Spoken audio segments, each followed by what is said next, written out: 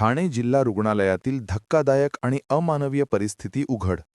रुग्णालयाच्या स्वच्छतेवर गंभीर प्रश्नचिन्ह उपस्थित.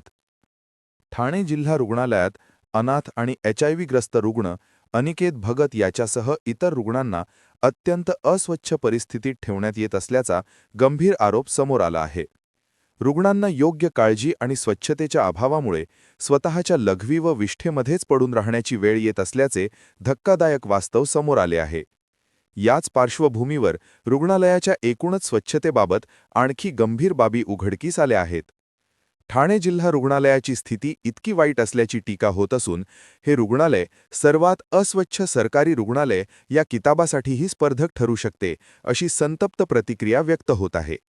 रुग्णालयातील पिण्याच्या पाण्याची व्यवस्था देखील अत्यंत दयनीय अवस्थेत असल्याचे समोर आले आहे. पाणी पिण्याची जागा अक्षरशः शौचालयासारखी दिसत असून आजूबाजूला कचऱ्याचा ढीग साचलेला आहे. तसेच पाण्याचा फिल्टर अनेक वर्षांपासून स्वच्छ न केल्याचा आरोप करण्यात आला आहे. समोर आलेल्या व्हिडिओ आणि छायाचित्रांमधून मूलभूत स्वच्छता आणि रुग्णसेवेमध्ये मोठ्या प्रमाणात हलगर्जीपणा झाल्याचे दिसून येत आहे.